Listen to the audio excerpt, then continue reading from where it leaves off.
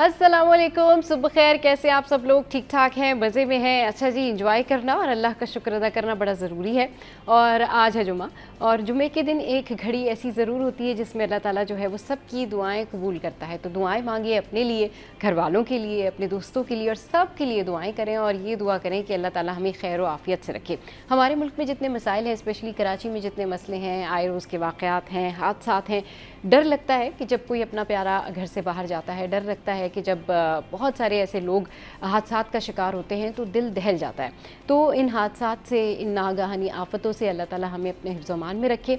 और पूरा दिन, हमेशा मैं ये बात कहती हूँ कि जो आपका पूरा एक दिन होता है उसको प्लान करें, और जो दिन आप प्लान करते हैं ना, उसमें ज़रूर ये सोचा करें कि आज के दिन आपने क्या नेकी की है, क्योंकि नेकियां जो है वो आपके बहुत काम आती हैं। और नेकी का बदला नेकी, और इसके लिए, इसके बदल में अल्लाह ताला आपको बहुत सारी नेमतें देता है। तो अपना दिन प्लान करें अच्छे तरीके से, लेकिन अपने दिन में ज़रूर ये सोचा करें कि आज आपने एक अच्छी नेकी करनी है, आज आपने किसी के काम आना है, आज आपने किसी की मदद करनी है, क्योंकि वो कहते हैं ना कि कर भला तो फिर आपका भी भला होता है। तो नेकियां करते रहें, अपने इर्द गिर्द लोगों को जो है उनके लिए आसानियाँ पैदा करते रहें, और ज़रूर सदका और खैरात जो है वो ज़रूर करें, सदकात दें और लोगों की इमदाद करें, मदद करें, लेकिन ऐसे कि किसी को फिर पता ना चले। चलिए जी, आगे बढ़ते हैं, शो का आगाज़ करते हैं। और आज बात कर लेते हैं हम जी स्टार्ट में कि जी मौसम जो है उसका क्या हाल है। और मौसम जो है वो क्या है, शहर कायद में मौसम हो गया है गर्म मौसम है जी। और क्या है जी, शहर का कम से कम दर्जा हरारत जो है वो 25 डिग्री रिकॉर्ड किया गया है। आज ज़्यादा से ज़्यादा दर्जा हरारत 35 डिग्री तक जाने का इम्कान है। शहर में जो है वो मगरिब सिमत से 7 किलोमीटर फ़ी घंटा की रफ्तार से हवाएं चल रही हैं। शहर का जो फ़िज़ाई मयार है वो है तसल्ली बख्श। जनाब, ये हो गया है मौसम, और वाकई गर्मी तेज़ पड़ गई है। और गर्मी से बचाव के लिए ना आप लोगों ने जो है वो बहुत सारे इक़दामात करने हैं। कम से कम नींबू पानी जो है उसका इस्तेमाल करना है, और जूसेस पीने हैं, और एनर्जी ड्रिंक्स जो है अपने साथ रखने, ताकि आपकी एनर्जी जो है वो डाउन ना हो सके। अच्छा जी, अब कुछ बात कर लेते हैं हम स्टूडेंट्स के हवाले से। अच्छा, जब स्टूडेंट्स के हवाले से हम बात करें तो भाई आपको पता है कि आजकल पेपर्स हो रहे हैं, और मुख्तलिफ़ सेंटर से मुख्तलिफ़ शिकायत जो हैं वो मौसूल हो रही हैं। तो ये जो मुख्तलिफ़ सेंटर से, इम्तहानी मराकिज़ से मुख्तलिफ़ शिकायत मौसूल हो रही थी, इस पर अब भाई रद्द अमल आया सिंध हुकूमत का। तो सिंध हुकूमत के हवाले से ये खबर है कि सिंध हुकूमत के नकल करने वाले तलबा और मुलव्विस अमले के ख़िलाफ़ बड़े फ़ैसले। अच्छा जी, वज़ीर तालीम सिंध सरदार शाह और वज़ीर जामियात और बोर्ड सिंध मोहम्मद इस्माइल राहू का ये मुश्तरका बयान है जो मैं अभी आपको बताने जा रही हूँ। उनका कहना यह है कि मैट्रिक और इंटरमीडिएट इम्तहानात नकल में मुलव्विस तलबा और अमले के ख़िलाफ़ सख्त कार्रवाई की जाएगी। बोर्ड इम्तहानात में नकल पर ज़ीरो टॉलरेंस पॉलिसी नाफिज कर दी गई है। अच्छा जी, फिर उनका ये कहना है कि इम्तहानी अमल के दौरान इन्विजिलेटर, इंटरनल, एक्सटर्नल या कोई भी इंतजामी ऑफिसर के मुलव्विस होने की सूरत में महकमे जाती कार्रवाई होगी।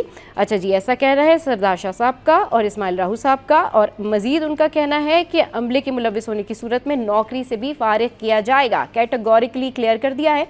मोबाइल या नकल करने का मवाद रखने वाले तालिब इल्म को फौरी तौर पर इम्तहानी अमल से खारिज किया जाएगा। नकल में मुलव्विस तालिब इल्म के तमाम पर्चे मनसूख कर दिए जाएंगे। ऐसे तलबा को जारी इम्तहानात और आइंदा आने वाले बोर्ड की किसी भी इम्तहान में बैठने नहीं दिया जाएगा। इम्तहानी मराकिज़ पर निगरानी का निज़ाम सख्त किया जाएगा, और मुदाखलत की सूरत में सख्त एक्शन होगा। और ये कह रहे हैं जनाब सरदार शाह साहब और इस्माइल राहू साहब। तो भाई स्टूडेंट्स, वैसे हमारे स्टूडेंट्स अच्छे हैं, और अच्छे अच्छे स्टूडेंट्स जो होते हैं वो ऐसा नहीं करते हैं। आपने दिल लगा के पढ़ना है और अपना पेपर बड़े अच्छे से करना है। अच्छा जी, जल्दी से आगे बढ़ते हैं और आपको बताते हैं कि मेयर कराची मुर्तज़ा वहाब जो है वो इन एक्शन है। मेयर कराची मुर्तज़ा वहाब का रात गए शहर के मुख्तलिफ इलाकों का दौरा, और इन्होंने दौरा किया है। और इस मौके पर मेयर कराची ने कहा कि जो नई सीवरेज लाइन के बाद इलाके में निकासी का जो मसला है वो हल हो जाएगा। जबकि उन्होंने शारा उस्मान पर भी सड़कों की मुरम्मत के काम का जायज़ा लिया। फिर उन्होंने उनका मज़ीद ये कहना था कि शारा उस्मान पर जो ब्यूटिफिकेशन काम जारी है।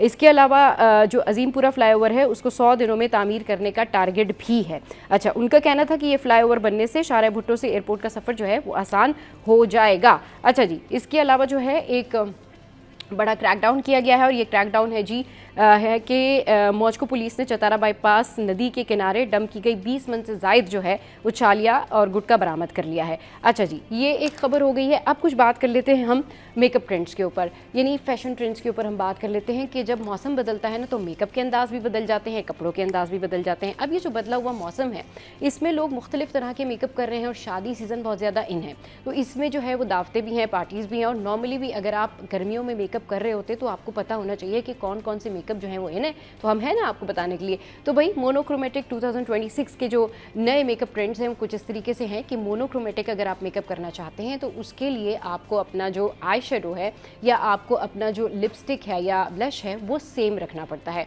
और ये जो मोनोक्रोमेटिक कलर्स होते हैं ये थोड़े से कलर्स जो होते हैं ना वो लाइट कलर्स होते हैं, यानी पीच है, लाइट ब्राउन है, लाइट पिंक है, और इसके साथ अपनी आईज़ का मेकअप जो आप करते हैं वो मैचिंग की लिपस्टिक होती है, आप चाहें तो इसमें ग्लिटर भी लगा सकते हैं।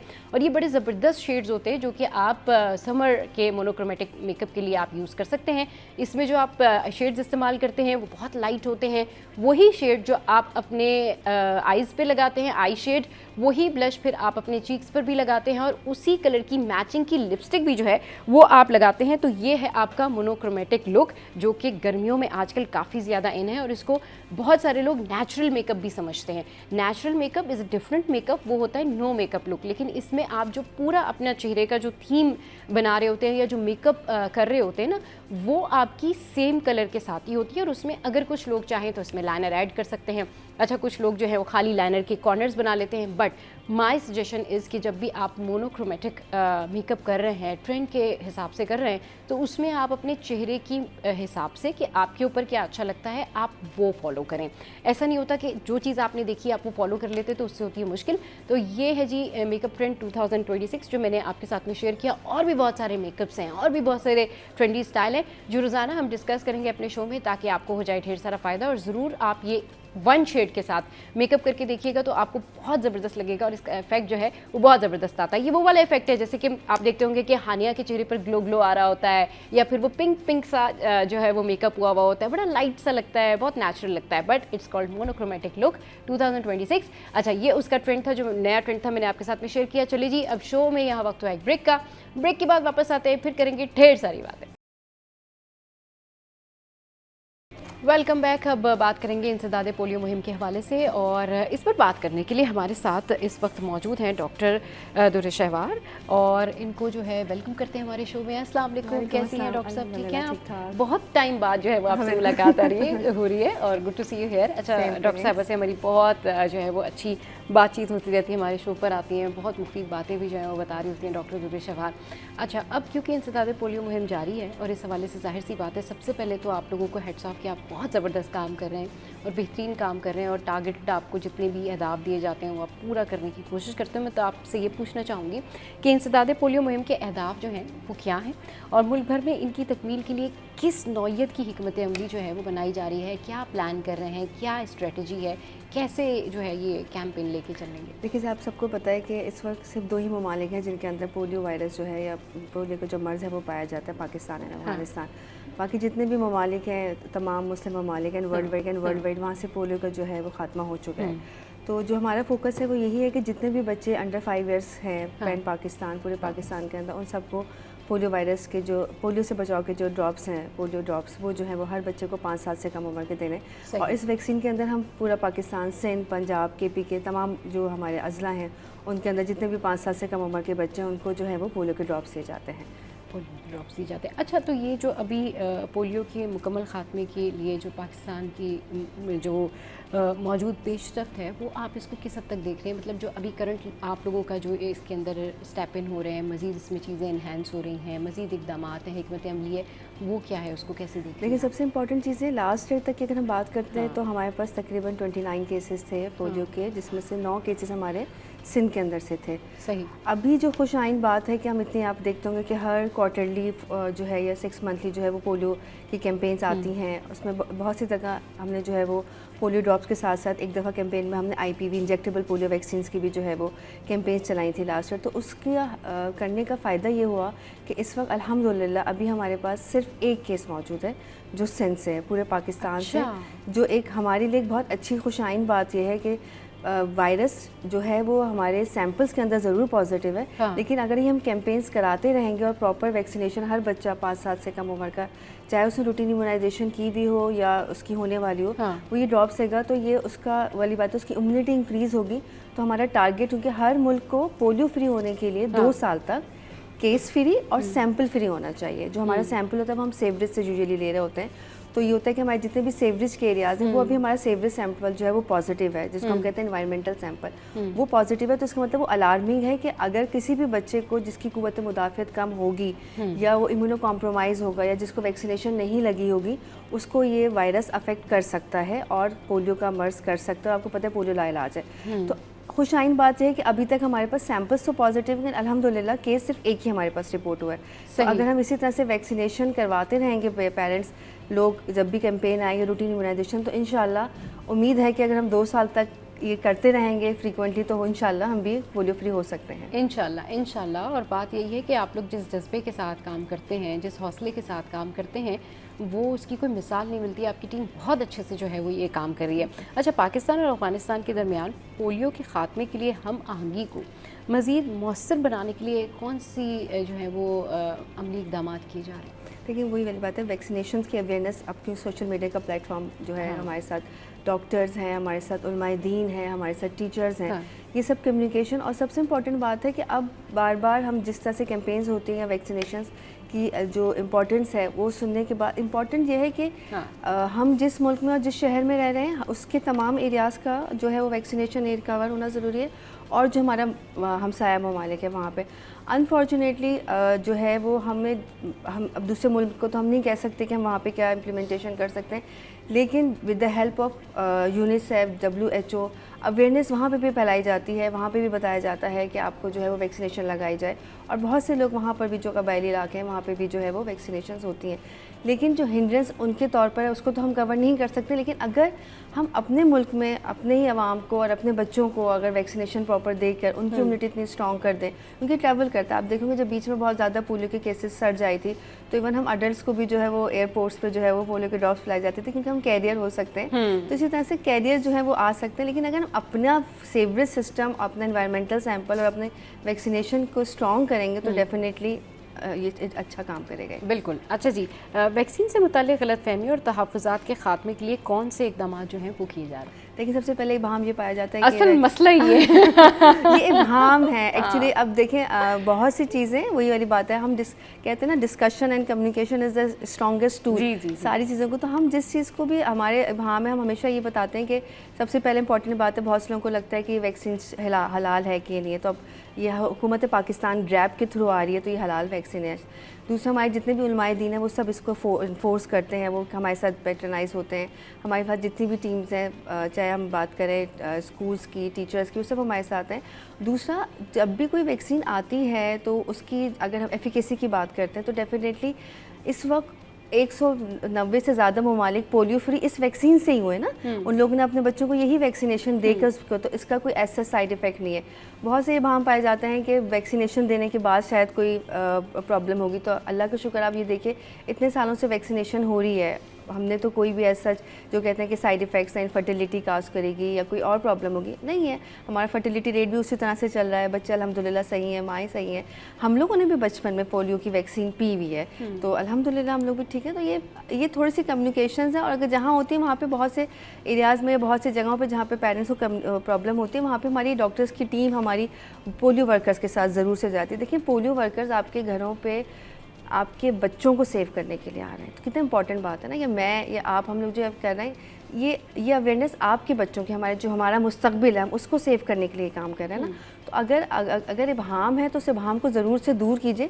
لیکن ابہام ہونے کی وجہ سے وہ 5 سال سے اندر کا بچہ اپنی ڈیسیجن نہیں لے سکتا نا. ہم کہتے ہیں چھوٹے سے چھوٹے ڈیسیجن پیرنٹس لے رہے ہوتے ہیں. اگر اس کو پولیو ہو گیا تو پولیو زندگی بھر کی معذوری ہے. تو بڑے ہو کے وہ کیا کہے گا. بہت سے دیکھیں ہمارے پاس پولیو ورکر ایسے ہیں جو خود پولیو افیکٹڈ ہیں اور وہ یہی کہتے ہیں کہ کیونکہ ہم نے فیس کیا ہے کہ کمیونٹی سوشل ہمارے یہاں جو اسپیشلی ڈسیبلڈ بچے ہوتے ہیں، اسپیشل بچے ہوتے ہیں، ہمارا معاشرہ تو ان کو اس طرح سے نہیں ڈیل کرتا، نہ ہمارے پاس ویسی فیسلٹیز ہیں. تو ان کو ایک فیملی اگر متاثر ہوتی ہے تو پورا گھر، پورا معاشرہ افیکٹ ہوتا ہے اور اس کے کانسیکوینسز سب کو دیکھنے پڑتے ہیں. تو لا علاج مرض کو آپ صرف 2 قطروں سے بچا سکتے ہیں تو آئی تھنک اس کو پلانا چاہیے. بالکل. اور اس کے اوپر کام بھی کرنا چاہیے، لوگوں کو بھی اس پہ سوچنا چاہیے. اچھا، کیا پاکستان پولیو کے خاتمے کے حتمی ہدف کے قریب ہے اور آئندہ مرحلے کی جو ترجیحات ہیں وہ کیا ہوں؟ دیکھیں آپ کو میں نے بھی بتایا کہ الحمدللہ ابھی تک تو ہمارے پاس ایک کیس ہی ہے، वही वाली बात है, केस फ्री होना और इन्वायरमेंटल सैंपल दोनों का 2 साल तक फ्री होना। ये अभी हम अगर बात करें, अभी हम अप्रैल के मंथ में, तो हमारा अभी 4 मंथ ही है ना, अगर हम देखें एक केस है, अव्वल तो एक केस होना भी नहीं हो सकता जब तक 2 ईयर्स तक हम पोलियो फ्री इन केस और इन्वायरमेंटल सैंपल नेगेटिव नहीं होगा, तो तब तक हम पोलियो फ्री नहीं होते। उसमें यही हदफ है हमारा। डेफिनेटली आप जिस तरह से वैक्सीनेशन है, रूटीन इम्यूनाइजेशन सबसे इंपॉर्टेंट है। जो हमारी एक्सपेंडेड प्रोग्राम ऑफ इम्यूनाइजेशन है, जो हुकूमत की तरफ से फ्री है, जो पैदाइश से लेके 9-15 महीने तक बच्चों को लगता है। अब तो कैचअप ग्रोथ फॉर्म जो है वो भी आ गई, कि जो बच्चे शुरू में वैक्सीनेशन मिस कर देते हैं, तो हमारे पास कैचअप ग्रोथ है। उसके लिए होता है कि जो बच्चों का मिस हो गया उसको हम अंडर 5 ईयर्स तक वो वैक्सीनेशन लगा देते हैं। तो आपके घर के करीब जो भी वैक्सीनेशन सेंटर्स हैं, या जो भी आपके हुकूमत की तरफ से जो EPI सेंटर्स हैं, वहाँ पे पेरेंट्स को ज़रूर से जाना चाहिए। दूसरा ये कि बहुत सी जगहों पे जो हमारे रूरल एरिया है, वहाँ पे हमने थोड़े से टोकन सिस्टम शुरू किए कि वैक्सीनेशन लगाएंगे, just sort of gift for the parents, उनका नादम रजिस्ट्रेशन। तो ये थोड़ा से चीज़ें बेहतर हैं और इसका इफेक्ट डेफिनेटली अच्छा है। लेकिन फिर वही बात है, हर बच्चे को रूटीन इम्यूनाइजेशन, उसके साथ साथ कैंपेन में मिलने वाले ड्रॉप ज़रूर से ले लें। बिल्कुल। अच्छा जी, वालिदैन के लिए क्या पैगाम है आपका, क्या पैगाम देना चाहिए? सबसे इम्पॉर्टेंट बात यह है कि हमारे बच्चे हमारे मुल्क का मुस्तकबिल हैं, और अगर हमें अपने मुल्क के मुस्तकबिल को अच्छा करना है और अपने बच्चों को सेहतमंद करना है, तो उनकी जहनी और जिस्मानी नशोनुमा और तालीम बहुत ज़रूरी है। जहनी जिस्मानी नशोनुमा के लिए अच्छी सेहत, अच्छी ग़िज़ा और वैक्सीनेशन बहुत इंपॉर्टेंट है। तो अपने बच्चों को रूटीन इम्यूनाइजेशन और पोलियो के ड्रॉप ज़रूर से पिलवाइए। और जब भी कोई भी कैंपेन आए तो वैक्सीनेशन, अगर आपके घर पे वर्कर्स नहीं आते तो वैक्सीनेशन सेंटर्स में जाके उनसे जो है वो आप पिला सकते हैं। और कभी मिस हो जाए तो भी आप जाके, अगर आप वैक्सीन डिपार्टमेंट में बोलेंगे तो वो ज़रूर से वैक्सीन पिलाएंगे। 1-2 कतरे जो आपके बच्चे को ज़िंदगी भर की माजूरी से बचा सकते हैं। बिल्कुल। अच्छा, ये जो बार बार एम्फेसाइज कर रही है ना डॉक्टर दुर्वे शहवार कि भाई आपने पोलियो के कतरे ज़रूर पिलाने, ज़िंदगी भर की माजूरी से आप बच सकते हैं, तो आप सोचें कि एक पोलियो वर्कर आपके दरवाजे पर मौजूद है और वो आपके बच्चे को किसी आने वाली बड़ी माजूरी या किसी मुसीबत से बचाने के लिए आपके डोर के ऊपर मौजूद है, और वो कह रहे हैं कि भाई आप अपने बच्चों को पोलियो के कतरे पिला लें ताकि आगे उनका फ्यूचर सेफ हो सके। मतलब आप उस पेन से ना गुजरें जिस पेन से बाकी बच्चे गुजर रहे हैं।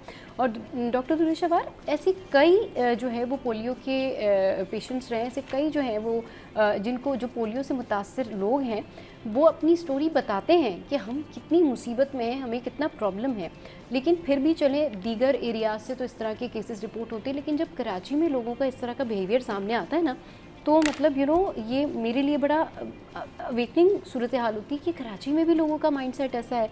अभी still Karachi is a mega city और हम कहते हैं डेवलप कंट्रीज़ की बात कर रहे हैं, वहाँ पर भी लोगों का इस तरह का माइंडसेट है। तो ये ज़रा थोड़ा शेयर करें उन पेरेंट्स के लिए कि जिनको वाज़े तौर पर पता होना चाहिए कि ये कितना ज़रूरी है। देखिए, बहुत से, अगर हम वही वाली बात करें, जो हमारा सीवरेज सैंपल है ना, एनवायरमेंटल सैंपल, जब हमारी वो सैंपलिंग हुई तो हमारे लिए शॉकिंग था कि हमारे ऐसे ऐसे एरियाज़ से सैंपल पॉजिटिव आए हैं जो हम एक्सपेक्ट नहीं करें। तो उसमें हमारे एलीट एरियाज़ थे। तो लोगों के अंदर एक ये मिसकन्फ्यूजन ये भी है कि अगर हमने अपने बच्चों को रूटीन इम्यूनाइजेशन कराई है, प्राइवेट सेटअप से जाके करा रहे हैं, तो इट्स सफिशेंट। देखिए, हमारे मुल्क में पोलियो वायरस पाया जाता है। जहाँ पे वायरस होता है ना, वहाँ पे हमें थोड़ी सी और एक्स्ट्रा एफर्ट करनी होती है। ये यानी अगर आप रूटीन इम्यूनाइजेशन करा रहे हैं या प्राइवेट वैक्सीनेशन भी अगर आप करा रहे हैं, तो देखिए जो फर्स्ट डोज लगती है वो आपकी इम्यूनिटी को बढ़ा के 60% पे करती है, second dose 80% and third dose आपको मेंटेन करती है। अब इस लेवल को हमें मेंटेन करना होता है, यानी we have to keep the level of the antibodies polio के अगेंस्ट 80 to 100, ताकि जब भी वायरस आए तो वो उससे फाइट बैक कर सके। अगर आपने रूटीन इम्यूनाइजेशन कराई और आपने जो पोलियो वर्कर्स आते हैं उनके साथ, एक तो सबसे पहला मेरी रिक्वेस्ट है कि रवैया अच्छा करें। अगर आप नहीं पिला रहे हैं, एक्सक्यूज करने का भी तरीका होता है ना, मतलब वो एटीट्यूड होता है टू अटेंड समवन के भाई आपने, अगर आपके दरवाजे पर कोई खड़ा है और आपके दिमाग में कुछ भी है, बट आप पोलाइटली डील करेंगे, पोलाइटली बात करेंगे। और अगर आपका कोई कंसर्न है, मतलब इफ़ यू थिंक कि आपके जहन में पता नहीं क्या कुछ है, तो टॉक टू देम। आप जो पोलियो वर्कर वहाँ खड़ी हैं, आप उनसे पूछें कि भाई देखिए मुझे ये रिजर्वेशंस हैं, मुझे ये इश्यूज़ हैं, तो वो फिर आपको गाइड करेंगी। जब वो आपको गाइड करें, अब आप पहले से अगर आप ये सोच के बैठ जाएं कि भाई ये कौन होते हैं हमें बताने वाले, हमें तो पता है कि ये ऐसे नहीं होगा, तो फिर आप अपना भी नुकसान कर रहे हैं, अपने बच्चे का भी नुकसान कर रहे हैं। तो ये ना करें। आप बहुत अच्छा जानते हैं, आप बहुत पढ़े लिखे लोग हैं, लेकिन अगर आप पोलियो वर्कर की भी बात सुन लेंगे तो हो सकता है आपकी नॉलेज में कुछ एडिशन हो जाए, आपका ही भला है। اور پولیو ورکر لوگوں کے ذہن میں ہوتا ہے کہ آتے ہیں اور شاید ہم نے کسی وہ پورا ٹرین ہوتے ہیں, ٹریننگ سیشنز ہوتے ہیں, ان کو بتایا جاتا ہے کس طرح کرنا ہے, وہ آپ کو بتاتے ہیں, وہ ویکسین کی ایکسپائری بھی چیک کراتے ہیں, آپ کو ٹیمپریچر بھی چیک کراتے ہیں, وہ کولڈ باکس میں لے کے بھیجا جاتے ہیں. اول تو آپ کو رویہ, اس کے بعد ایک چیز اور جو ہم نے دیکھا ہے کہ جیسے بہت سے جو ایلیٹ ایریاز ہوتے ہیں وہاں پہ ان کے گھروں میں جو ورکرز یا جو میڈز ہوتی ہیں وہ فیملیز پوری رہ رہی ہوتی ہیں, تو وہ نہ خود اپنے بچوں کو پلواتے ہیں ڈیورنگ کیمپین اور نہ ان لوگوں کو. تو یہ بھی ایک ریکویسٹ ہے کہ اپنے ساتھ وہ جو دوسرے ان کے رہ رہے ہیں, جو ورکرز رہ رہے ہیں, ان کی فیملی کو بھی جو ہے وہ ہیلپرز آپ کے رہتے ہیں یا جو آتے ہیں ان کو انڈورس کریں. جیسے بہت سے گھر میں ہمارے تو بچے نہیں, لیکن آپ کے اگر ہیلپرز ہیں یا آپ کے ڈرائیورز ہیں ان کے بچے, تو آپ ان کو ضرور سے انڈورس کریں کہ آپ نے پلوانا ہے. اور اس کا دیکھیں اگر میں یہ کہتی ہوں, بہت سے لوگوں کو ہوتا ہے کہ ہم نے پلوائی ہوئی ہے تو دوبارہ پلوانے کا کوئی نقصان نہیں ہوتا. دیکھیں ایک ہوتی ہے آئی پی وی جو ہوتی ہے وہ انجیکٹیبل ہوتی ہے, وہ آپ کے بلڈ میں جا کے آپ کی گٹ کو کرتی ہے اور صرف آپ ہی کو بچائے گی. کسی بھی ملک میں اگر پولیو وائرس پہ تو وہاں پہ ہمیں او پی وی دینا پڑتی ہے جو ہم ڈراپس دیتے ہیں. اس کا فائدہ یہ ہوتا ہے کہ وہ گٹ میں جائے گی, امیونٹی بنائے گی, ہیومرل امیونٹی بنائے گی, اور اس کے بعد وہ وایا فیسز اسٹول کے پاسز ہو جائے گی. سیوریج سسٹم ہے, تو وہ اپنی سراؤنڈنگ کے جتنے بھی بچے ہیں اس سیوریج سسٹم کے سے ان کو بھی امیونٹی, کراس امیونٹی پرووائڈ کرتی ہے. تو لوگ پوچھتے ہیں نا بار بار پولیو ڈراپس کیوں پلائے جاتے ہیں, کیونکہ ہم ایک کراس امیونٹی اور ہرڈ امیونٹی ہوتی ہے, تاکہ ایکسپینسو ایک بچے سے ایک ایریا کے 200 بچے جو ہے وہ امیون ہو جائیں گے, ان کو اینٹی باڈیز مل جائیں گی. تو اس کا کتنا فائدہ ہے نا. اگر کوئی بچہ مثال کے طور پہ وہ مس بھی کرے گا تو وہ سراؤنڈنگ کے بچے کی ہونے کی وجہ سے ویکسینیٹ ہو جائے گا. تو آپ اپنے بچے کا بھی فائدہ کریں گے اور بہت سارے بچے جو آپ کے ارد گرد رہتے ہیں ان کا بھی فائدہ کریں گے. بالکل صحیح کہہ رہی ہیں کہ بہت سارے بچوں کا بھی فائدہ ہو جائے گا. اچھا, یہ ساری بات نا مائنڈ سیٹ کی ہے, بالکل, کہ کسی نے اگر کچھ سوچا ہوا ہے تو وہ اس کے ساتھ میں کوئی اور چیز ایڈ کرنے کو تیار نہیں ہے یا ایڈیشنل انفارمیشن لینے کو تیار نہیں ہے. سب سے پہلے یہ سوچا کریں کہ اس میں جو مجھے سب سے زیادہ جو احساس ہوتا ہے, مطلب مجھے یہ ہوتا ہے کہ پولیو ورکرز آپ کے دروازے پر ہیں and they want to say something to you regarding your children, کہ بھائی آپ کے لیے یہ بینیفیشل ہے, آپ کے لیے یہ بینیفٹ ہے, یہ فری ہے, you know we are standing outside from your home, please listen to us. آپ ہماری بات سنیں اور یہ پولیو کے قطرے بچوں کو پلا دیں. بٹ وہ جو ایبرپٹ بیہیویئر ہے یا وہ جو ایک رویہ ہے وہ تھوڑا سا چینج کریں, تھوڑا سا لوگوں کی بات سننے کی کوشش کریں, اس سے کچھ نہیں ہو جاتا. وہ آپ ان کی سنیں گے, آپ کا جب تک آپ اپنا کوئی کنسرن ظاہر کر کے کلیئر نہیں کریں گے تو آپ کو کیسے پتہ چلے گا کہ آپ صحیح ہیں یا پھر آپ غلط ہیں. تو لوگوں کو بھی ان لوگوں کے ساتھ بہت کوآپریٹ کرنے چاہیے, رویہ چینج کرنے کی ضرورت ہے. تو انشاءاللہ ہم جو ہے نا پولیو فری پاکستان ہو جائے انشاءاللہ. بہت ڈاکٹر ذریعہ شہوار آپ ہمارے شو پر آئیں. چلے جی, شو میں یہ وقت ہے ایک بریک کے بعد پھر واپس آئیں گے, کریں گے ڈھیر ساری باتیں. اور آج ہمارے ساتھ ایک ڈرما اسپیشلسٹ بھی موجود ہیں, ڈاکٹر ہیں, لیکن وہ کون ہے یہ بتاؤں گی میں بریک کے بعد. Welcome back. آپ بات کر لیتے ہیں کچھ اسکن کیئر کے حوالے سے, اور اسکن کیئر کرنا بڑا ضروری ہے. اچھا روزانہ ہم جب آپ کو بتا رہے ہوتے ہیں کہ آپ نے اپنی اسکن کو کیسے اچھا رکھنا ہے, بہتر رکھنا ہے, صاف ستھرا رکھنا ہے, تو اس کا مطلب یہی ہوتا ہے کہ یہ چیزیں آپ کی خوبصورتی میں اضافہ کرتی ہیں. اب ایکچوئل میں بہت سارے لوگ اس بارے میں بات کر رہے ہوتے ہیں کہ خوبصورت کیسے دکھا جائے, اسکن کو جو ہے وہ کیسے اچھے سے پریپ کیا جائے, لیکن بات ساری یہ ہے کہ مشورہ یا پھر علاج وہ ہونا چاہیے جو ریلیونٹ ہو. تو اس پر بات کرنے کے لیے ہماری بہت expert doctor dermatologist doctor Saima Yasir نے ہمیں جوائن کیا. ان کو شو میں ویلکم کرتے ہیں. السلام علیکم سائمہ, کیسی ہیں آپ؟ ٹھیک ٹھاک ہیں؟ السلام علیکم صبا, بالکل ٹھیک ٹھاک, آپ بتائیں. میں بالکل ٹھیک ٹھاک. سائمہ, آج بات کریں گے ہم کورین گلاس اسکن پہ. تو بھائی ہمیں جو ہے وہ بہت لمبا چوڑا کوئی ایسا ٹریٹمنٹ نہیں چاہیے, ہمیں چاہیے آسان ٹریٹمنٹ جس سے ہماری اسکن جو ہے وہ بہتر بھی ہو جائے, خوبصورت بھی لگے, اور اگر ہو سکتی ہے تو کورین گلاس اسکن بھی ہو جائے. وہ کیسے ممکن ہے سائمہ؟ بالکل, یہ بہت مزے کا سوال ہے. وہ اس لیے کیونکہ آج کل ہر ایک کا خواب ہے کورین اسکن پانا. تو سب سے پہلے ہم اینالائز کرتے ہیں کہ کورینز کی اسکن ہوتی کیسی ہے. اگر اسکن داغ دھبے سے بغیر ہے, مطلب کسی قسم کے کوئی داغ دھبے نہیں ہیں, پورز آپ کے بند ہیں, پگمنٹیشن آپ کے چہرے پہ نہیں ہے, ٹو ٹون آپ کی اسکن نہیں ہے, فائن لائنز نہیں ہے, تو وہ آپ کی کورین گلاس اسکن ہی بن جاتی ہے. بس کورین گلاس اسکن کو حاصل کرنے کے لیے سب سے آسان تو یہ ہے کہ آپ پانی کا استعمال اچھا رکھیں. جب آپ کی اسکن ہائیڈریٹ ہوگی تو ڈیفینیٹلی آپ کا گلو بھی آئے گا. इसके साथ साथ सन ब्लॉक का रेगुलर इस्तेमाल करना है, क्योंकि सन ब्लॉक अगर आप लगाएंगे तो स्किन टू टोन नहीं होगी। बाकी आपने ये ध्यान रखना है कि आपके चेहरे पे एक्नी नमूदार ना हो, आपके चेहरे पे पिगमेंटेशन ना हो और आपके चेहरे पे किसी किस्म की बाकी छाइयाँ या कोई और प्रॉब्लम्स ना आए। तो उसके लिए अगर आप ये सब चीज़ों को कवर कर लेते हैं तो फिर हम हासिल कर सकते हैं एक अच्छी शानदार सी कोरियन ग्लास स्किन। सही। अच्छा, अब ये बताएं कि इसके ट्रीटमेंट्स क्या हैं। ये तो आपने बता दिया सुपरफिशियली, अब इसके ट्रीटमेंट्स बताएं कि कैसे हो जाए अच्छी स्किन।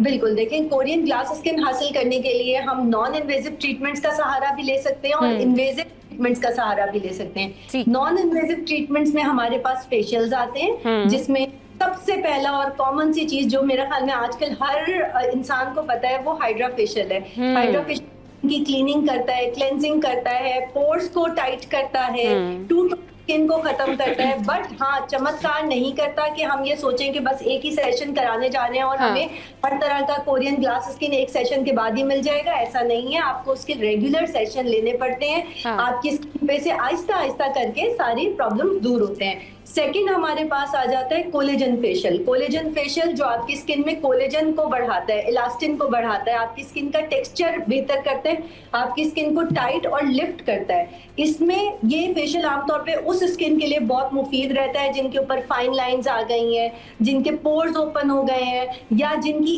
एजिंग शुरुआत है बिल्कुल जैसे 25, 30, 32 ये वाली एज पे, कि हम एजिंग को डिले कर लें। तीसरे नंबर पे हमारे पास आ जाता है जो सबसे कॉमन और आजमूदा प्रोसीजर है, वो पीआरपी है। पीआरपी मतलब प्लेटलेट रिच प्लाज्मा थेरेपी, जिसमें आपका ब्लड ड्रॉ करते हैं, उसको सेंट्रीफ्यूज करते हैं, उसमें से ग्रोथ फैक्टर निकालते हैं और फिर उन्हीं ग्रोथ फैक्टर को आपकी स्किन के अंदर इंजेक्शन के साथ या माइक्रोनेटिंग के साथ इंजेक्ट कर दिया जाता है। इसके साथ साथ एक बहुत ट्रेंडिंग प्रोसीजर है जिससे हम कोरियन ग्लास स्किन ले सकते हैं, वो है मीजोथेरेपीज।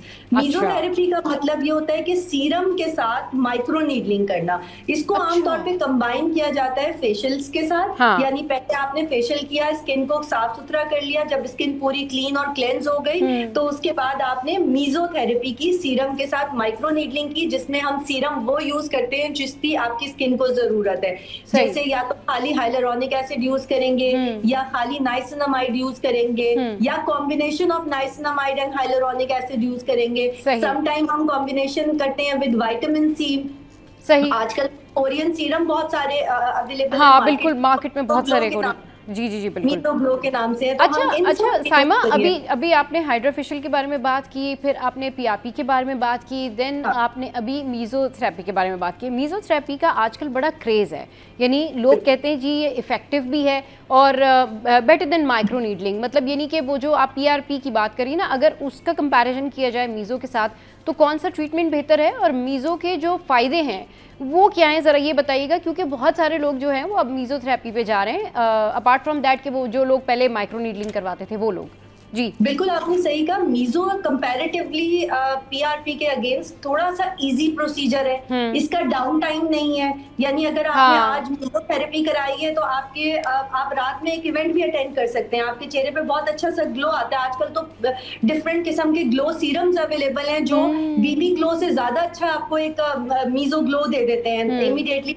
इवेंट के लिए आपकी स्किन को प्रिपेयर कर देते हैं। पीआरपी में चूंकि आपका ब्लड इन्वॉल्व होता है तो बहुत सारे लोगों को फियर होता है ना कि हम ब्लड कैसे निकलवाएं, या ब्लड देने से उनको खौफ आता है, या वो नाम सुन के ही घबराने लग जाते हैं। तो उन लोगों के लिए बहुत अच्छा प्रोसीजर है।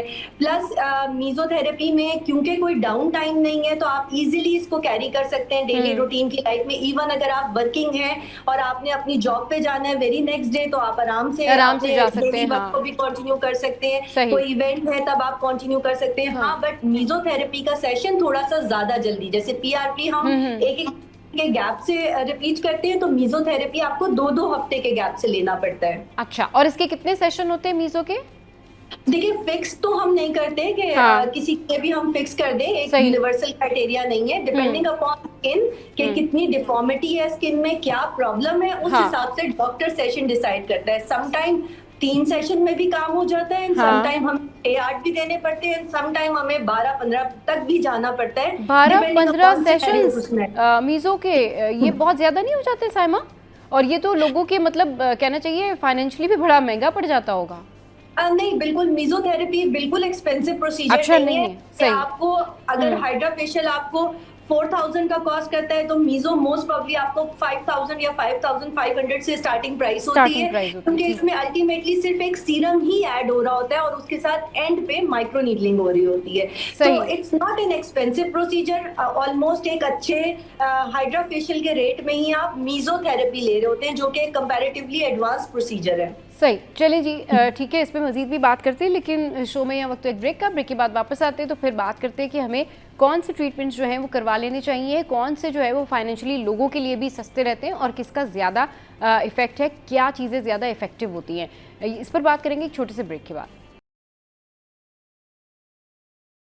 Welcome back. तो डॉक्टर साइमा इस वक्त हमारे साथ मौजूद हैं, उनसे कर रहे हैं हम बहुत सारी बातें स्किन से रिलेटेड के कौन से ट्रीटमेंट जो है वो लेने चाहिए। अच्छा साइमा, क्योंकि थोड़ा सा टाइम कम है तो मैं चाहूँगी आप शॉर्टली जो है वो हमें बताती जाएं, क्योंकि बहुत सारी चीज़ें मैंने डिस्कस करनी है। एक तो ये बताइएगा कि जो लोग हाइड्रा फेशियल करवा रहे होते हैं तो क्या फिर बाद में वो जाके कितने दिन बाद माइक्रो नीडलिंग करवा सकते हैं, PRP कर सकते हैं, मीज़ो ले सकते हैं? क्योंकि यूजुअली ये होता है ना कि जब आप फेशियल्स की तरफ जा रहे होते हैं तो ट्रीटमेंट फिर आप नहीं करवा रहे होते, तो क्या दोनों चीज़ें एक साथ करवाई जा सकती हैं कुछ एक एक हफ्ते के फासले से, या फिर आप सिर्फ अगर फेशियल की तरफ है तो फिर आप उसी ट्रीटमेंट को कंटिन्यू करते हैं, या अगर आप एस्थेटिक्स की तरफ है तो ये ट्रीटमेंट कंटिन्यू करते हैं? जी बिल्कुल, सबा ये एक बहुत बड़ा मिसकंसेप्शन है कि हाँ। हाइड्रा फेशियल अगर आप ले रहे हैं तो उसके साथ ट्रीटमेंट नहीं ले सकते। बहुत सारी ऐसी ट्रीटमेंट्स हैं जिनका पहला जुज ही हाइड्रा फेशियल है। अच्छा। लेकिन जब तक स्किन को क्लीन और क्लेंस नहीं करूंगी, मैं उसके ऊपर माइक्रो नीडलिंग इसलिए करना प्रेफर नहीं करूंगी क्योंकि अगर स्किन के ऊपर कोई इम्प्योरिटी है या कोई डेब्रिस है तो वो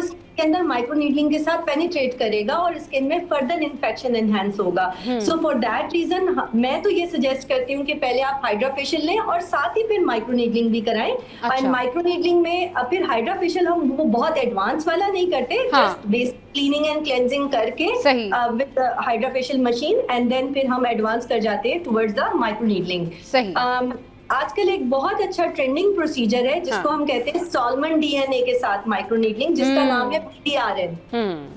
जी तो जी ये जी। बहुत इफेक्टिव ट्रीटमेंट है। ये आज हमने अभी अपने क्लिनिक में रिसेंटली स्टार्ट किया है, जिसमें हम फिश DNA यूज करते हैं। आपको पता है कि फिश की स्किन के अंदर रिजुविनेशन पावर बहुत ज्यादा होती है और उनकी स्किन बहुत मॉइस्ट भी होती है, ग्लॉसी भी होती है, बहुत हाइड्रेटेड भी होती है एंड बिल्कुल वो कोरियन स्किन की तरह ग्लो भी करती है। तो फॉर दैट रीजन हमने एक मीजो ग्लो स्टार्ट किया है PDRN के साथ, जो कि सॉल्मन DNA के साथ किया जाता है एंड ये आपकी स्किन को इंटरनली रिजुविनेट करता है, कोलेजन एंड इलास्टिन बनाता है and it's very cost effective. यानी अगर मैं आपको बात करूं तो हम अपने क्लिनिक में इस प्रोसीजर को तकरीबन 5500 से स्टार्ट करते हैं एंड ये एक नॉर्मल हाइड्रा फेशियल की प्राइस पे आपको PDRN यानी सॉल्मन DNA के साथ माइक्रो नीडलिंग हो रही है, जो एजिंग भी कर रहा है, जो आपकी स्किन में वाइटनिंग भी कर रहा है। और आई गेस ये सॉल्मन आपने फिश के नाम पर ही फिश के नाम पर ये ट्रीटमेंट रखा हुआ है, राइट? लेमैन में इसका नाम फिश DNA फेशियल भी है। अच्छा, फिश DNA फेशियल, ठीक है। तो ये बहुत आप कह रही है कि इफेक्टिव है? बहुत इफेक्टिव है, एंटी एजिंग भी करता है, पोर्स भी क्लीन करता है, प्लस ये आपके ग्लूटा इसके अंदर क्योंकि है तो ये आपकी स्किन टोन को भी बेहतर करता है। अमाइनो एसिड सिरामाइड्स हैं इसके अंदर एंड B कॉम्प्लेक्स है, तो देयर आर मल्टीपल थिंग्स जो एक बहुत अच्छा बेनिफिट आपकी स्किन पे छोड़ के जाता है। सही। अच्छा, स्कारलेट के बारे में बात कर लेते हैं कि स्कारलेट का जो डर्मेटोलॉजिस्ट है, बहुत सारे लोगों को सजेस्ट करते हैं कि भाई आप स्कारलेट क्यों नहीं करा लेते, लेकिन ये बहुत पेनफुल है और मैंने जितने लोगों से सुना है वो कहते हैं नहीं, ये इसका थोड़ा सा प्रोसेस जो है वो थोड़ा सा डिफ़िकल्ट है। तो बताएं फ़ायदे और किस तरह इसकी ट्रीटमेंट होती है और क्या ये वाकई एक्सपेंसिव ट्रीटमेंट है स्कारलेट? अच्छा, बेसिकली स्कारलेट जो है ना वो माइक्रो नीडलिंग ही है बट RF के साथ। अच्छा। बेसिकली जिसमें RF भी इन्वॉल्व है और साथ माइक्रो नीडलिंग भी है, यानी जब स्किन के अंदर माइक्रो नीडलिंग हो रही होगी साथ ही रेडियो फ्रीक्वेंसी वेव्स भी जाएंगी जो स्किन टाइट एंड लिफ्ट भी करेंगी और साथ ही साथ कोलेजन को फर्दर एनहांस करेंगी। अच्छा। डेफिनेटली क्योंकि ये एक मशीन बेस्ड प्रोसीजर है, थोड़ा सा एक्सपेंसिव है बट रिजल्ट्स बहुत अच्छे हैं। इसमें मल्टीपल सीरम्स भी यूज होते हैं, आपका PRP के साथ भी किया जाता है, एक्सोसोम्स के साथ भी किया जाता है, डिपेंडिंग अपॉन कंडीशन के पेशेंट को किस चीज़ की ज़रूरत है, आपका डर्मेटोलॉजिस्ट डिसाइड करता है कि मुझे स्कारलेट किस चीज़ के साथ परफॉर्म अच्छा, करना है। आपने एक्सोसोम की बात की है ना साइमा, तो एक्सोसोम मतलब वेजिटेबल या थोड़ा सा ये भी क्लियर कर दीजिएगा ताकि लोगों को क्लियर हो जाए कि किस किस, जैसे अभी आपने फिश ट्रीटमेंट के बारे में बताया, तो ये भी थोड़ा सा एलिब्रेट कर देना। अच्छा, एक्सोसोम्स और ये पीडीआरएन थोड़ा सा डिफरेंट है, क्योंकि पीडीआरएन जो है वो सॉल्मन फिश के डीएनए से डिराइव्ड होते हैं ना, यानी उसके डीएनए से स्किन से डिराइव करके एक ग्रोथ फैक्टर्स बनाए जाते हैं जिसको हम कहते हैं पीडीआरएन। एंड जो एक्सोसोम्स होते हैं ना, वो ग्रोथ फैक्टर्स होते हैं जो या तो लैब में ग्रो किए जाते हैं, समटाइम वो प्लांट बेस्ड होते हैं जो प्लांट के प्लेसेंटा से एक्सट्रैक्ट किए जाते हैं, एंड समटाइम वो एनिमल बेस्ड होते हैं, यानी प्लांट बेस होते हैं या एनिमल बेस होते हैं, राइट, जिसको हम बोवाइन कहते हैं। एंड जो सबसे एक्सपेंसिव इस टाइम है और जो सबसे ज्यादा इफेक्टिव है वो ह्यूमन प्लेसेंटल ड्राइव्ड एक्सोसोम्स हैं। ओके, अच्छा, जहां तक बात है कि क्योंकि लोगों का बहुत बड़ा एक क्वेश्चन ये होता है कि एक्सोसोम्स हैं किसी और के प्लेसेंटा से ड्राइव्ड हैं, तो वो आपकी स्किन में जाके कोई रिएक्शन देंगे या नहीं देंगे। तो इसको पूरा ट्रीट किया जाता है। प्लेसेंटा से जब ये एक्सट्रैक्ट किए जाते हैं तो इसको फौरी तौर पे लैब में लाके इसको ऐसे डीएक्टिव किया जाता है जैसे आमतौर पे हम वैक्सीन्स लगाते हैं। राइट, होता सही। वायरस ही तो है, मगर हमारे यहाँ पर ज्यादातर जो है वो प्लांट बेस्ड एक्सोसोम्स जो हैं वो यूज किए जाते हैं, और उसका फायदा होता है साइमा?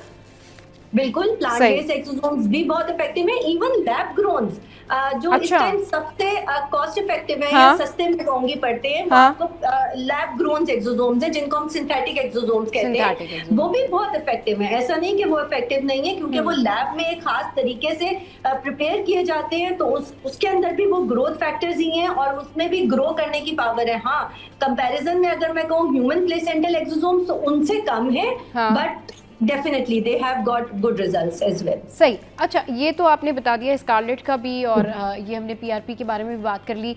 मीज़ो के हवाले से मैं बात करना चाहूँगी कि मीज़ो जो है वो डार्क सर्कल्स के लिए भी बेहतर ट्रीटमेंट है। मीज़ो डार्क सर्कल्स के लिए कौन कौन से ट्रीटमेंट्स हैं, ये ज़रूर बताएं।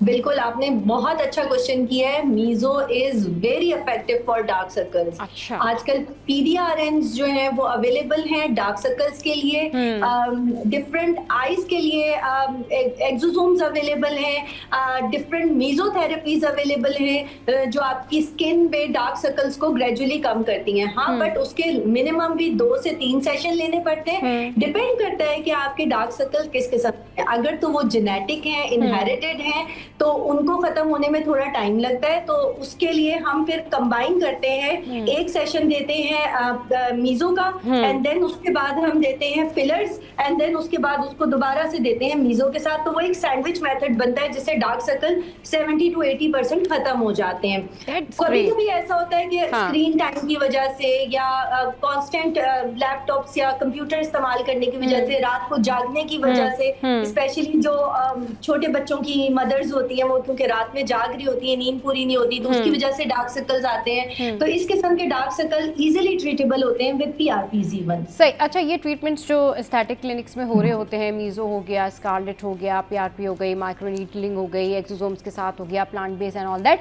इसके साथ साथ क्या आप लोग सजेस्ट करते हैं क्लाइंट को कि वो साथ में मल्टीविटामिन्स भी खाएं फॉर गुड स्किन और फॉर एक्स्ट्रा ग्लो, या फिर ये ट्रीटमेंट काफ़ी हो जाते हैं? नहीं, बिल्कुल आपने सही कहा कि मल्टीविटामिन से पहले हम ये सजेस्ट करते हैं कि आप अपनी डाइट को बेहतर करें। अगर आप न्यूट्रिशनली सब चीजें खा सकते हैं जिसमें फ्रूट्स हैं, वेजिटेबल्स हैं, फैट्स हैं, प्रोटीन्स हैं, तो डेफिनेटली आपकी स्किन एक अच्छा ग्लो करने लगती है। हाँ, बट वो लोग जो अपनी मसरूफियत की वजह से या किसी और वजूहात की बिना पर वो नहीं ले पाते क्वालिटी डाइट, तो उनको फिर हम सप्लीमेंट्स पे डालते हैं। डेफिनेटली डिपेंडिंग अपॉन रिक्वायरमेंट पहले हम लैब टेस्ट कराते हैं। लैब टेस्ट करने के बाद जिसमें एसेंशियल जो हम देखते हैं वो आयरन की डेफिशिएंसी नहीं होनी चाहिए, कैल्शियम की डेफिशिएंसी नहीं होनी चाहिए, विटामिन डी को हम चेक करते हैं, फेरेटिन लेवल चेक करते हैं, दीज आर द कॉमन, और जिंक का लेवल चेक करते हैं, मैग्नीशियम चेक करते हैं। अगर ये सब चीजों में डेफिशिएंसी हमें मिलती है तो डिपेंडिंग अपॉन दैट हम कॉम्बिनेशन ऑफ सप्लीमेंट्स बना के उनको देते हैं। ठीक है, चलिए जी, वैसे तो बहुत सारे ऐसे सवालात हैं जो कि अभी रह गए, लेकिन वक्त की कमी है, तो फिर जाहिर सी बात है हमें ये सेगमेंट वाइंड अप करना पड़ेगा। बहुत शुक्रिया डॉक्टर साहिबा आपकी कीमती वक्त के लिए, आपने हमारे शो के लिए अपना कीमती वक्त निकाला। अच्छा जी, शो में यहाँ वक्त हुआ है हेडलाइंस ब्रेक का। हेडलाइंस ब्रेक के बाद वापस आएंगे, फिर करेंगे ढेर सारी बातें और मज़े मज़े के जो टॉपिक हैं वो हम डिस्कस करेंगे। Welcome back. तो भाई हमारे माशरे में ऐसे बहुत सारे मसाइल हैं जिनके ऊपर हम बात करते हैं, और जब बात करते हैं तो कोई ना कोई सोल्यूशन ज़रूर निकलता है, और आज हम बात करेंगे कलरिज्म पे। अच्छा, लोगों ने ना बहुत ज़्यादा इसको डिफ्रेंशिएट कर दिया है, लोगों की कामयाबियों से जोड़ दिया है कि जी ठीक है, अगर किसी का कलर जो है वो डार्क है या किसी के अंदर कोई कमी है या किसी के अंदर कोई प्रॉब्लम है तो वो उसको मेंशन करना शुरू कर देते हैं, जबकि सब इक्वल हैं। किसी के अंदर अल्लाह ताला ने कोई कमी नहीं रखी, अल्लाह ताला ने सबको खूबसूरत बनाया है, अल्लाह ताला ने सबको उसके अकॉर्डिंगली बेहतरीन स्किन दी है, बेहतरीन आँखें दी हैं और इक्वालिटी रखी है।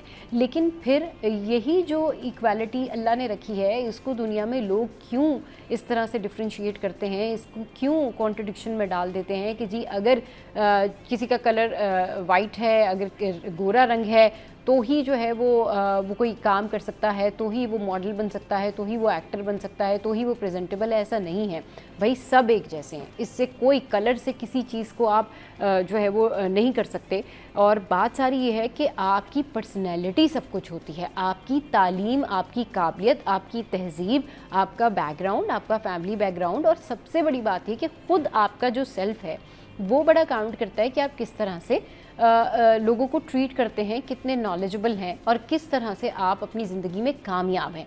अब अगर कोई बहुत इस तरह के लोग हैं जिनके दिमाग जो हैं वो बंद होते हैं या उनकी सोच जो है महदूद होती है, तो उस पर फिर इंसान या तो उनके लिए उनकी काउंसलिंग कर सकता है, या फिर हम जिस तरह से हमारा प्लेटफॉर्म है, हम यहाँ से आपको समझाने की कोशिश करते हैं कि इन बातों में ना पड़े, बल्कि लोगों को उनकी जो तालीम है, लोगों को उनका जो एटीट्यूड है उससे देखें, सब इक्वल हैं। अल्लाह ताला ने सबको खूबसूरत बनाया है, फिर ये जो है ना वो बातें क्यों, फिर ये इस तरह के जो है वो तहफ़्फ़ुज़ात क्यों। इस पर बात करने के लिए हमारे साथ जो है फ़ातिमा लोधी मौजूद हैं कि जो फाउंडर हैं डार्क इज़ डिवाइन की। उनको शो में वेलकम करते हैं। अस्सलाम वालेकुम फ़ातिमा, कैसी हैं आप? ठीक है, अस्सलाम वालेकुम, थैंक यू सो मच सबा, आप कैसी हैं? मैं बिल्कुल ठीक ठाक। फ़ातिमा, ये बताइए कि हमारे यहाँ लोगों की सोच इतनी महदूद क्यों है, लोग इस तरह से क्यों सोचते हैं? अल्लाह ताला ने सबको एक जैसा बनाया है। बिल्कुल, अल्लाह ने सबको जो है वो इक्वल बनाया है, कोई किसी को किसी पे फ़ौक़ियत हासिल नहीं है। जैसे आप लोग को हमारे जो लास्ट प्रॉफिट सल्लल्लाहु अलैहि वसल्लम, उनका जो लास्ट सर्मन था उसमें भी ये बात क्लियरली उन्होंने मेंशन की कि किसी अरबी को किसी अजमी पे, किसी अजमी को किसी अरबी पे, किसी गोरे को किसी काले पे या किसी काले को किसी गोरे पे कोई फ़ौक़ियत हासिल नहीं है जी। तो ये बात तो तब से जो है कर दी गई थी, लेकिन हम उस चीज़ को फॉलो नहीं करते हैं। स्टिल हमने बहुत ज़्यादा जो है ना सेग्रीगेट कर दिया है लोगों को on the basis of their skin tone, on the basis of their appearance, और उसके बेसिस पे हम उनको जज करते हैं, हम उनको कैटेगराइज करते हैं कि ये अगली है, ये ब्यूटीफुल है। और आई थिंक हमारी जो कंडीशनिंग है, हमारा जो माइंड सेट है, उसको कंडीशन बहुत छोटे टाइम से, जब हम बहुत छोटे होते हैं, जब से करना शुरू कर देते हैं। यू नो, हमें मीडिया पे जो दिखाया जा रहा होता है, वो जो अनरियलिस्टिक स्टैंडर्ड्स ऑफ ब्यूटी जो सेट किए गए हैं,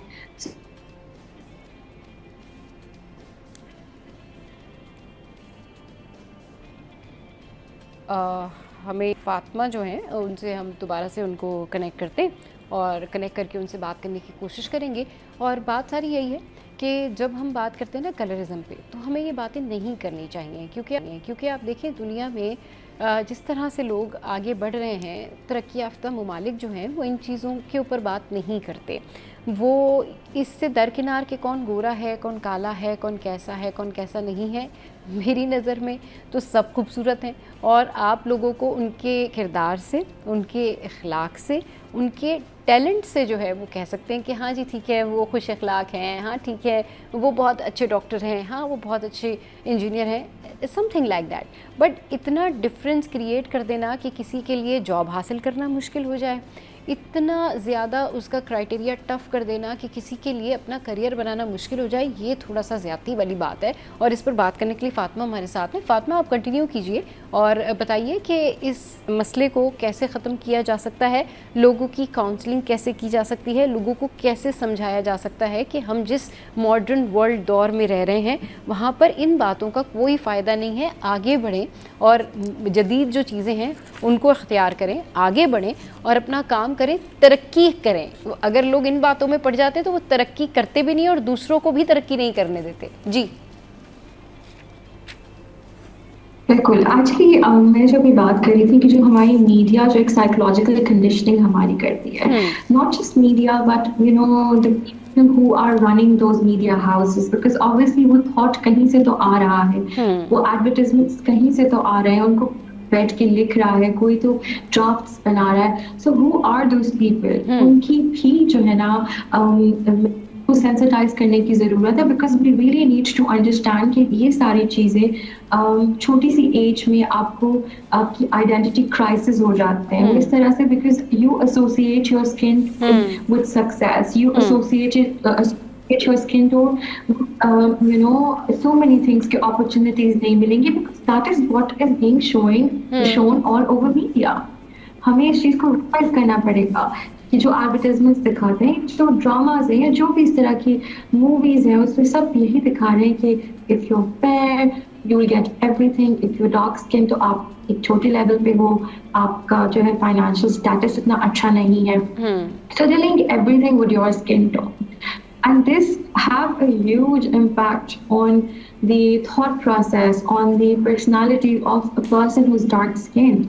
ठीक है, maybe fair person cannot relate to it, but जो dark skin लोग हैं जो कि इस चीज़ का निशाना बनते हैं, उन पे बहुत ज़्यादा इसके असरात होते हैं, and they don't realize it. People don't realize it. It is a मतलब lifelong thing, you know. It leaves a lifelong impact on the person's personality, उसकी जो self esteem होती है, which is so important, you know. It is shattered completely. अगर एक बच्चे को आप स्कूल लेवल पे ही ये बताना शुरू कर देंगे कि you know there's something with your skin tone or you're dark, या फिर आपकी skin tone को associate कर दिया जाता है कि it's beautiful or ugly, तो उस टाइम से बच्चा जब ये चीज़ें पिक करना शुरू करता है, तो आप खुद सोचें कि जब उसकी पर्सनालिटी, उसकी माइंडसेट, जब उसका सारा कुछ उस वक्त शेप अप करना होता है, टीचर्स ने करना होता है, फैमिली ने करना होता है, अगर उस टाइम पे ही उसको ये सारी चीज़ें सिखा दी जाएंगी, तो वो how is that child going to transform into a person who's humble or you know who is celebrating diversity, because आप एक सोच उसकी लिमिट कर देते हैं, लिमिटेड हो जाती है, उसका थॉट प्रोसेस लिमिटेड हो जाता है, उसकी वजह से आगे जाके वो बच्चा भी इस तरह की थॉट प्रोसेस का हिस्सा बन जाता है। सो आई थिंक छोटी सी ही एज से टीचर्स को स्पेशली मदर्स के साथ साथ जो आपके टीचर्स होते हैं, आपके जो असातिज़ा होते हैं, उनका बहुत इम्पोर्टेंट रोल है कि they should teach that you know it is okay to be different. हर कोई एक जैसा नहीं होता, बट कोई किसी से डर नहीं है, एवरीबडी इज इक्वली ब्यूटीफुल। लोग इस चीज का शिकार हुए हैं, उनको हमें काउंसिल करने की जरूरत है। We just can't have a conversation with them and let them go, no, you have to have a proper sessions with them so that you know they come out of the fear, they come out of the inferiority complex that they have. So it's a lot of work, it is a lot of work, yes. सही, चलिए जी इस पर मज़ीद discussion करते हैं, लेकिन यहाँ पर वक्त हुआ है ब्रेक का। Welcome back. तो कलरिज्म पर हम बात कर रहे हैं और इसमें वालिदैन की तरबियत और घर वालों की तरबियत का कितना किरदार है, इस पर फ़ातिमा से बात करते हैं। फ़ातिमा, जब लोग एक दूसरे के साथ माशरे में आगे बढ़ते हैं, ज़िंदगी गुजारते हैं और फिर वही तरबियत जो उनको घरों से मिली होती है, उसके बाद वही बातें वो आगे जाके कर रहे होते हैं, तो इसमें आपको क्या लगता है कि वालिदैन की तरबियत का, टीचर की तरबियत का और जो सराउंडिंग के लोग हैं किसी भी इंसान की पर्सनैलिटी बनाने में उनका कितना अहम किरदार होता है। जैसे कि अब हमें अपने घर से जो जो चीज़ें बताई जाती हैं कि भाई ये बुरी बात है, ये अच्छी बात है, अगर कोई बड़ा आ जाए तो आपने उसको जो है वो खड़े होकर सलाम करना है, आपने बहुत रिस्पेक्ट के साथ बात करनी है, आपने किसी की बात का जवाब बड़े प्यार से देना है। ये सारी चीज़ें जो है वो घर में सिखाई जाती हैं, ये तरबियत का हिस्सा होती है कि आपने किसी की दिल आज़ारी नहीं करनी, आपने कोई इस तरह की बात नहीं करनी। तो ये तरबियत अगर पेरेंट्स हर चीज़ में, ज़िंदगी के हर मामले में तरबियत करना शुरू कर दें तो आपको क्या लगता है कि कितना पॉजिटिव चेंज आ जाएगा? मगर यूजुअली ये वही लोग होते हैं जो कि घरों में शायद इस तरह की बातें होती हैं तो वो सुनते हैं, फिर वो आगे आके लोगों के ऊपर उस तरह की बातें इम्प्लीमेंट करते हैं। व्हाट डू यू से ऑन इट, फातिमा? एग्जैक्टली, देखिए देयर इज अ सेइंग कि आप जो बच्चे को बताते हैं तो शायद वो उतना याद ना रखे, बट जो चीज़ आप उसके सामने करते हैं उसको रेप्लिकेट करते हैं। हाँ, You know, what you do in front of your kids, they're definitely going to pick it up and then they replicate. So I have personally seen parents sitting on the couches, you know, while watching television with their kids and passing comments on women, okay? The women of our industry, the women who are working in media. मतलब इस तरह की बहुत सी बातें होती हैं. Let's suppose even about the men, कि oh उसे देखो ये कैसा दिख रहा है, oh look at her dressing, what sort of a woman is she? Right. So the point is, what kind of message are you giving out to your kids? You know, what you say in front of them, they pick it up and then they go and they replicate it. ठीक है? आपको लगता है कि the child is not paying attention and he or she is not listening, but they are. ठीक है? It's in the subconscious now. कि you know, this is what my dad said or this is what my mother said. So it's something good. ठीक है? Because वो तो आपको they consider you their role model.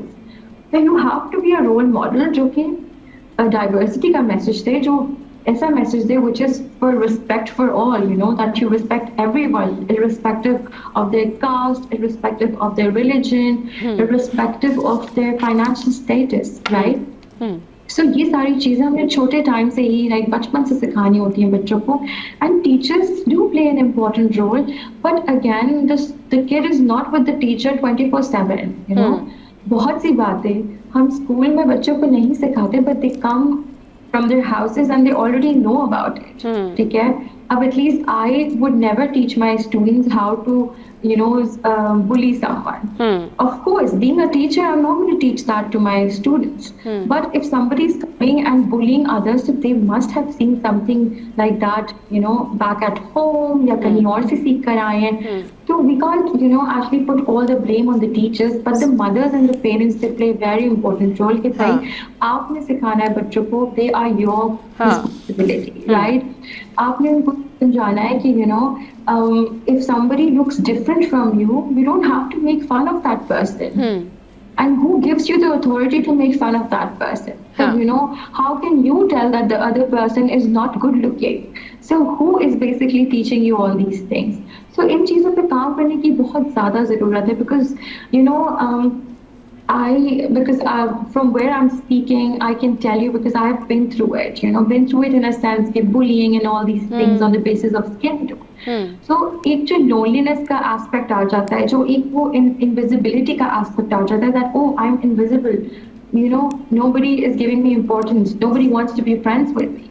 If I make friends, the people they might comment on my skin tone.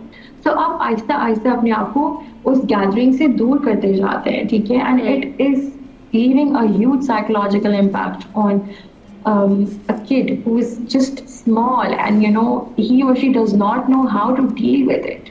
So I think being parents, we have to, you know, tell them, we have to safeguard them, we have to tell them to how to stand up and, you know, give a sharp call to the bullies out there.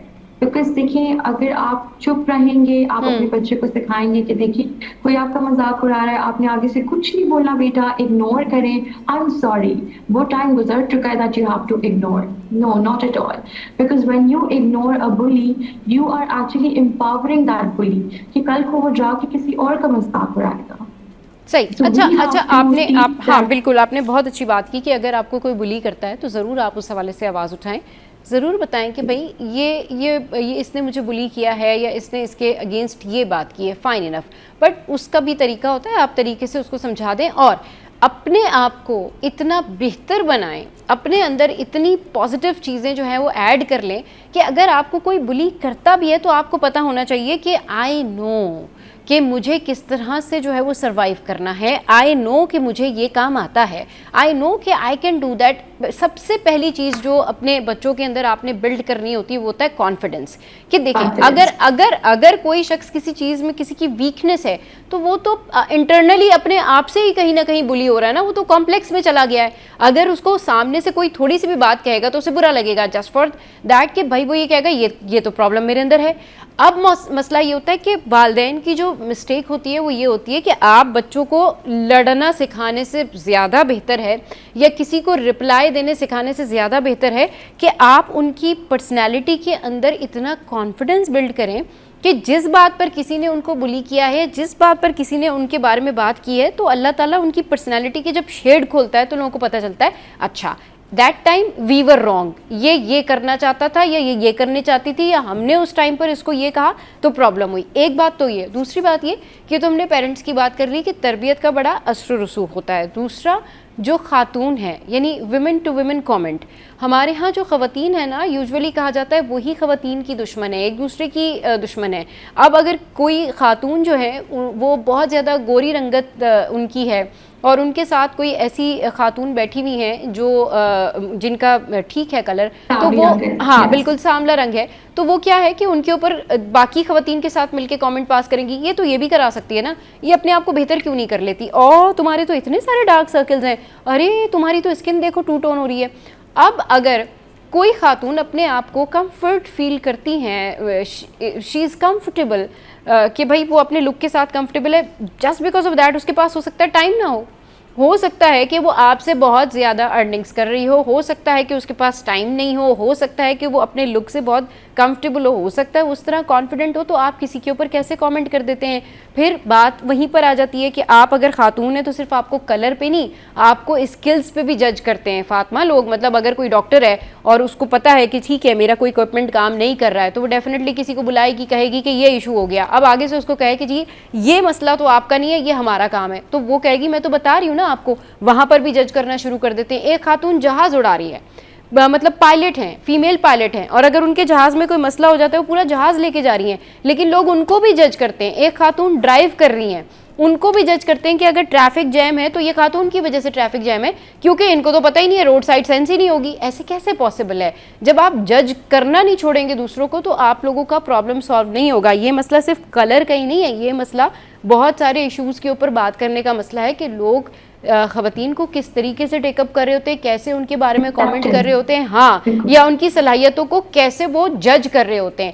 مطلب ایک خاتون جو ہے وہ اگر plane اڑا رہی ہے تو اس کو نہیں پتا ہوگا کہ یہ جو پلین میں اڑا کے لے کے جا رہی ہوں, اگر پلین میں خرابی ہوتی ہے یا پلین میں کوئی پرابلم ہوتی ہے تو اس کی پرابلم کیا ہے, آگے وہ کنسرن لوگوں کو بتائے گی نا. اور آگے سے اگر اس کو یہ جواب ملتا ہے جی آپ کو تو یہ آپ کا مسئلہ نہیں ہے, یہ ایشو آپ کا نہیں ہے, تو آپ اس کی صلاحیتوں کو جج کر رہے ہیں. اسے سیکھا ہے, اس نے پڑھا ہے, وہ وہاں تک آئی ہے, وہ پائلٹ ہے, بٹ لوگ جج کرتے ہیں. ایک خاتون ڈرائیو کر رہی ہے, اس کو جج کرتے ہیں, آپ کو تو روڈ سینس نہیں ہے. کیوں روڈ سینس نہیں ہے؟ وہ پھر کیسے ڈرائیو کر رہی ہے؟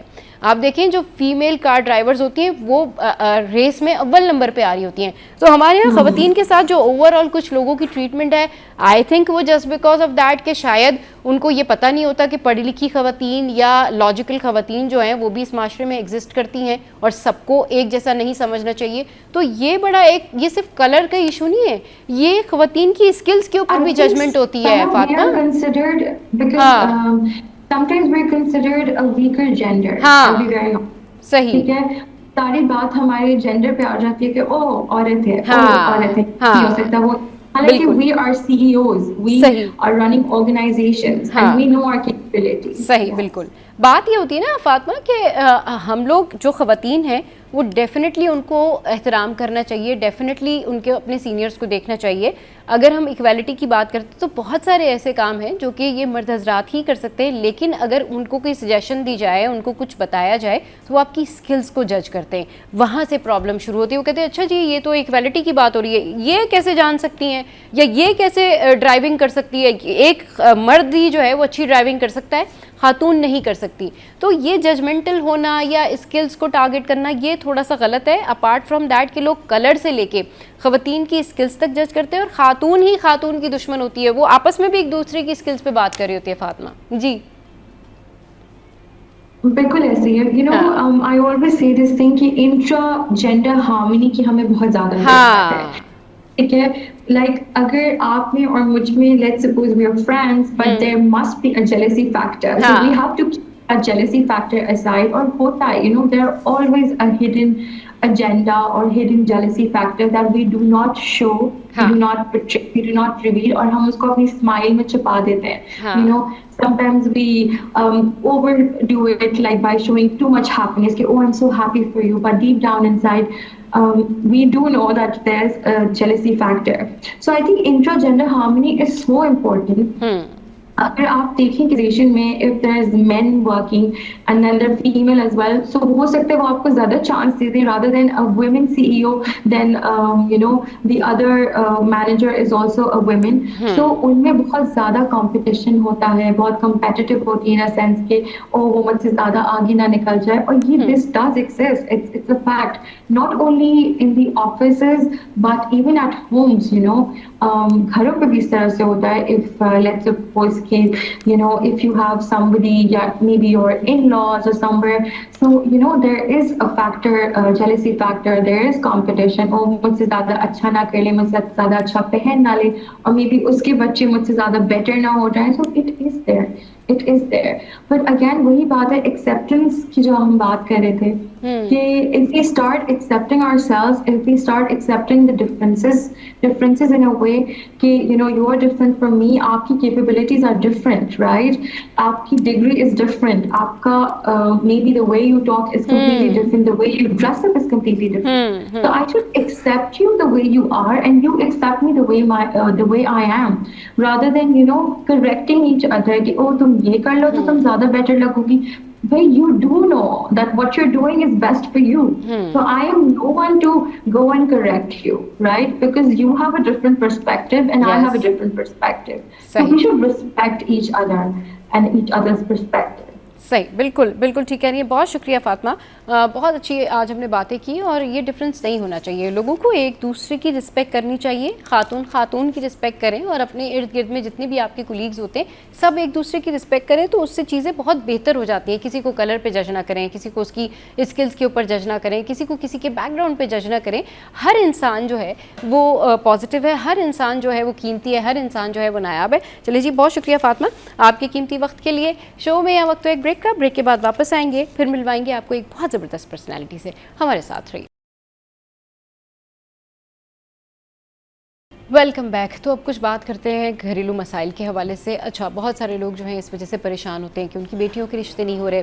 بہت سارے لوگ اس وجہ سے پریشان ہوتے ہیں کہ بے روزگاری ہے, گھر میں جھگڑے ہیں, میاں بیوی کی آپس میں نہیں بنتی ہے, اور کہنا چاہیے نا کہ گھر کا سکون ختم ہوا ہوا ہے. تو ان سب چیزوں کے لیے کیا کرنا چاہیے, ان سب چیزوں کا حل کیا ہے, ہمیں کیا کچھ پڑھنا چاہیے, کیا دعائیں مانگنی چاہیے, اس پر بات کرنے کے لیے جو ہے مولانا محمد صادق نقشبندی صاحب اس وقت ہمارے ساتھ موجود ہیں.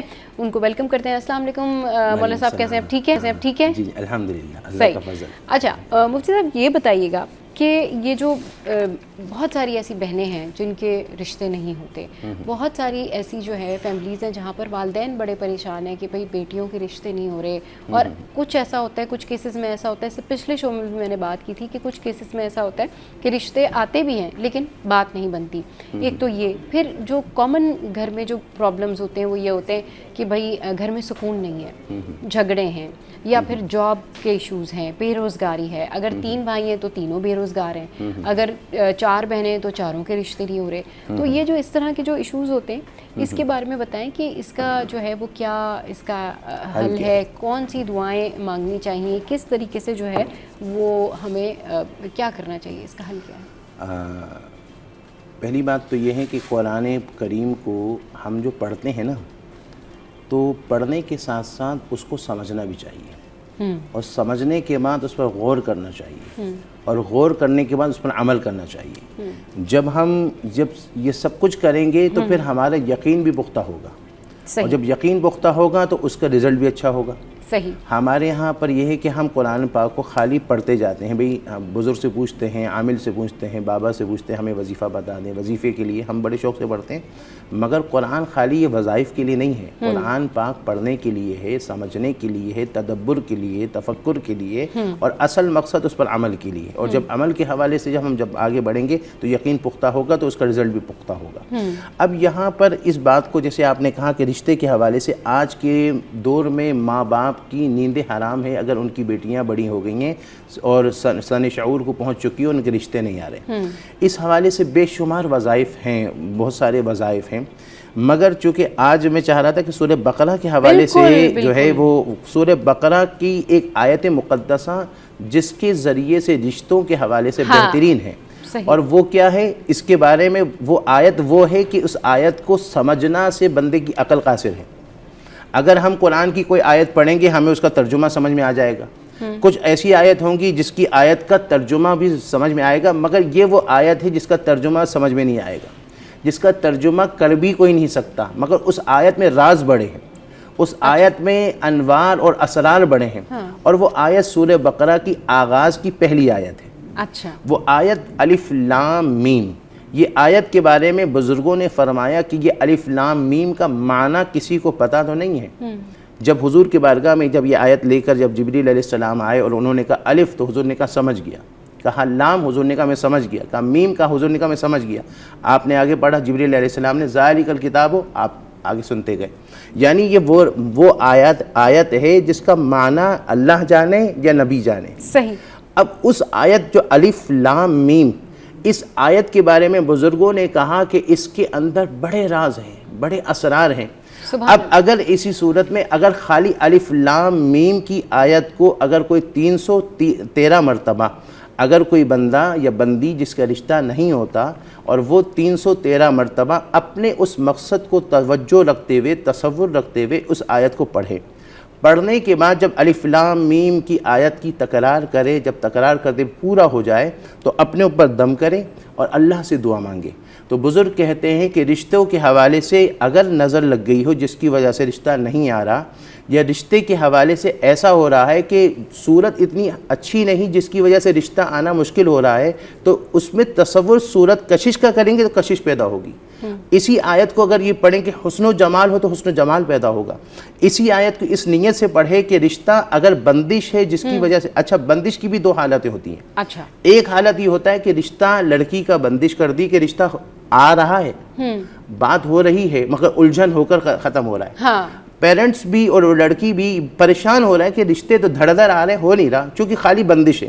بعض دفعہ ایسا ہوتا ہے کہ بندش تو رشتے کی کری اور اس کے آمد پر بھی بندش کر دی. اچھا. آمد پر بھی, مطلب وہ کسی لڑکی کا رشتہ آ رہا ہے تو وہ آئے نہیں, اس کے اوپر بھی بندش, آمد پر بھی بندش کر دی. اب آمد پر بندش, تو اب کیا ہو رہا ہے کہ وہ رشتے کی بندش کو ختم کرنے کی پڑھائی تو کر رہی ہے, آمد کا نہیں کر رہی ہے تو آ نہیں رہا. تو یہ وہ آیت ہے الف لام میم جس کے بارے میں بزرگوں نے فرمایا کہ اگر بندہ اس تصور سے پڑھے کہ آئے تو آئے گا, یہ رشتہ کرے کہ وہ پسند کرے تو پسند کرے گا. اچھا. یہ کرے کہ اس کا چہرہ پرکشش ہو جائے, اس کا چہرہ حسن و جمال والا ہو جائے, تو وہ ایسا ہو جائے گا. مقصد یہ ہے کہ الف لام میم رشتے کے حوالے سے بہترین وظیفہ ہے.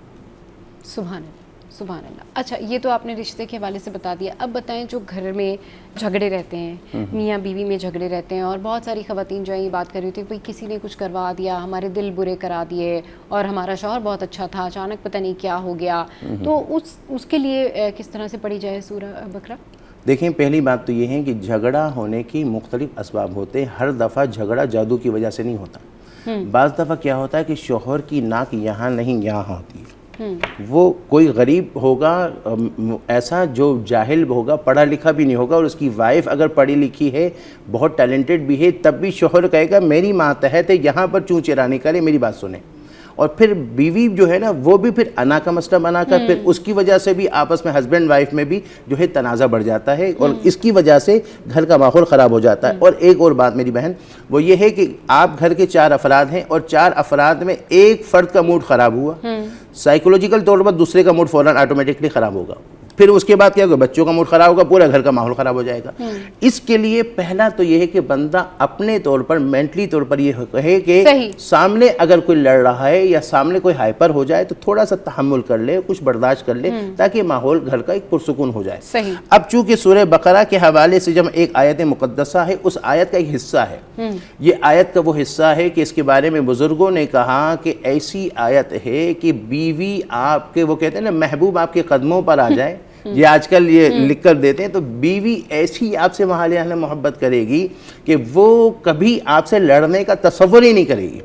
اور اسی طرح اگر شوہر لڑاکا ہے, لڑتا ہے, تو آپ اس کے لیے پڑھیں تو کبھی وہ لڑنے کا تصور نہیں کرے گا. مطلب گھر میں سکون رہے گا جب لڑنے کا جب ہے نا, وہی نا ایک ہوتا ہے نا کہ چلیں لڑائی جھگڑا نہیں ہے لیکن بدسکونی ہے, انزائٹی ہے, پریشانی ہے, لوگ اگر چپ بھی بیٹھے ہیں تو وہ ڈپریشن میں بیٹھے ہیں. انزائٹی کے حوالے سے جو ہے نا وہ الف لام میم, اگر الف لام میم کو یہ اس آیت مقدسہ کو الف لام میم کو انزائٹی کا تصور کر کے پڑھیں, کیمیکل ڈسبیلنس ہو رہا ہے جس کی وجہ سے جو ہے وہ سائیکولوجیکل پرابلم ہو رہی ہے, سکون نہیں ہے اور ڈپریشن میں ہے, تو اگر اس کو 313 دفعہ پڑھ کر اپنے اوپر دم کرے, پانی میں دم کر کے وہ پانی پیے, تو وہ ذہنی طور پر پرسکون ہو جائے. اچھا, اپنے رشتوں کے لیے بھی 313 دفعہ 313 دفعہ اس کے لیے بھی, سکون کے لیے بھی. اچھا, اب یہاں پر جو لڑائی جھگڑے کے حوالے سے سورہ بقرہ کی آیت ہے, یحبونہم کحب اللہ والذین آمنوا اشد حبا للہ, یہ قرآن پاک کی سورہ بقرہ کی یہ آیت مقدسہ, یحبونہم کحب اللہ والذین آمنوا اشد حبا للہ. اس آیت مقدسہ کو اگر 70 مرتبہ اگر وہ پانی میں دم کر لے, اور دم کرنے کے بعد شوہر اگر لڑتا ہے تو شوہر دیں, بیوی لڑتی ہے تو بیوی کو پلا دیں, یا پھر یہ کہ پورا گھر میں ہی اگر ماحول ہے لڑنے کا, چک چک پک پک رہتی ہے, تو پانی میں دم کر کے اور تصور کریں کہ بچوں میں بھی محبت ہو, فرما بردار ہو, میاں میں بھی محبت ہو, شوہر میں بھی محبت ہو. یہ محبت میں اشد حب للہ اس آیت کے اس حصے میں ہے کہ اللہ کے لیے شدید محبت. تو جب اس آیت مقدسہ کے اس حصے میں اتنا ہے نا, تو اس کے بارے میں صوفیاء اور بزرگ فرماتے ہیں کہ شدید والہانہ ایسی محبت ہوگی کہ بندہ جس کے لیے پڑھے گا وہ بندہ اس کے بغیر رہ نہیں سکتا, ایسی محبت. چلیں جی, یہاں پر وقت ایک بریک کا, بریک کے بعد واپس آئیں گے, پھر ڈسکشن کنٹینیو کریں گے. آپ چاہیں تو آپ ہمیں کال بھی کر سکتے ہیں اور سوال بھی پوچھ سکتے ہیں مفتی صاحب سے. تو will take a short break hair.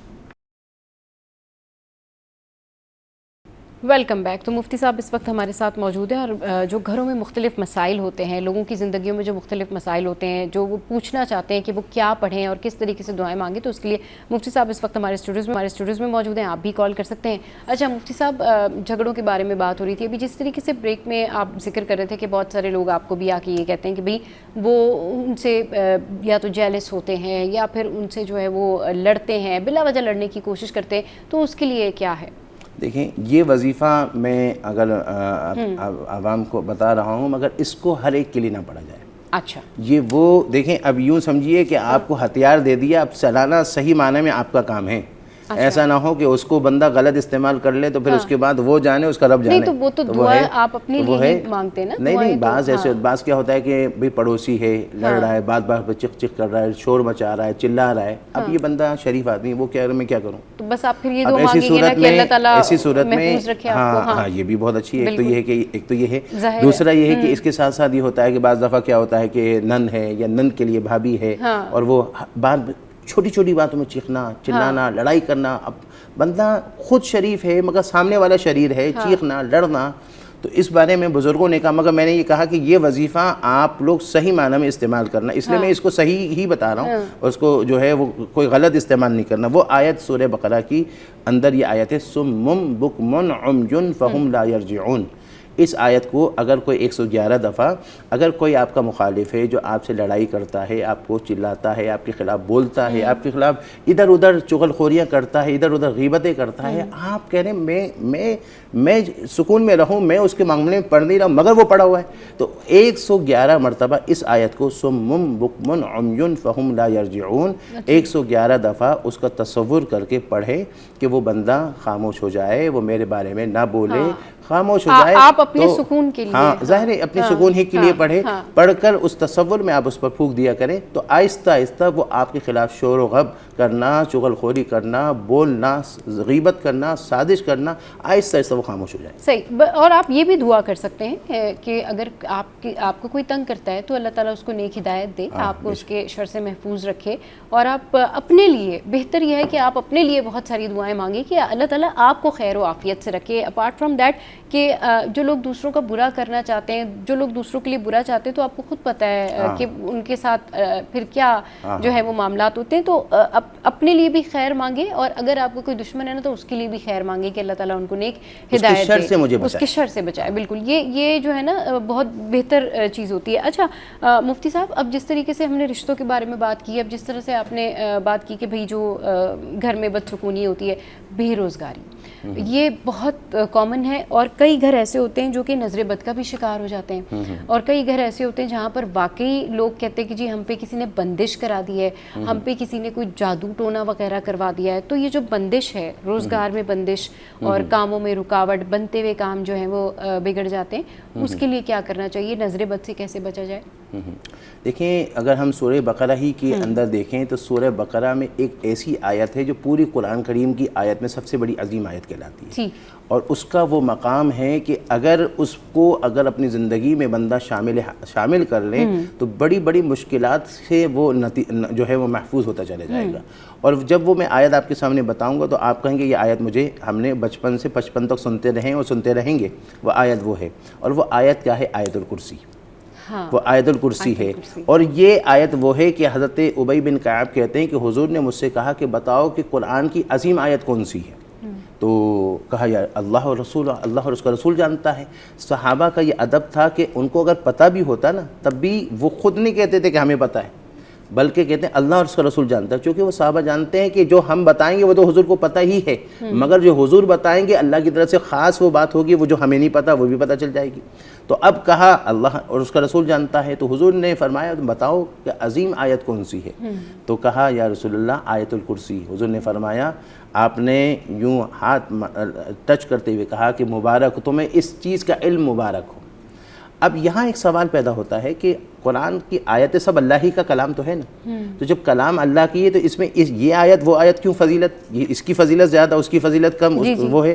تو کہا کم کسی کی فضیلت نہیں ہے, مگر یہ ہے کہ جو ہے یہاں علماء نے ایک وضاحت کرتے ہوئے ایک بات کری, جو اہل علم نے فرمایا کہ لگے جس میں قرآن کریم کے اندر جس میں کفار کا ذکر ہے وہ آیت فضیلت والی ہے, مگر جس میں مومنین کا ذکر ہے وہ آیت کی فضیلت اس سے زیادہ ہے.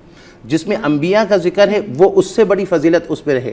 جس کے اندر حضور علیہ السلام جو افضل الرسول ہے, افضل الانبیاء ہے, ان کا ذکر ہے, اس کا جو آیت کا درجہ اور بلند ہے. اور جس میں اللہ کا ذکر ہو, اللہ کی صفت کا ذکر ہو, اللہ تعالیٰ کا ذکر ہو, وہ آیت سب سے بڑی. اور آیت الکرسی کے اندر اللہ کا ذکر ہے, اور یہ ایک آیت میں 17 مرتبہ اللہ کا ذکر آ رہا ہے, اللہ کی صفت کا, اللہ کی ذات کا, اللہ کی ذکر کا 17 مرتبہ ذکر آ رہا ہے. اس وجہ سے اس آیت کو آیت عظیم کہا, آیت سردار کہا گیا.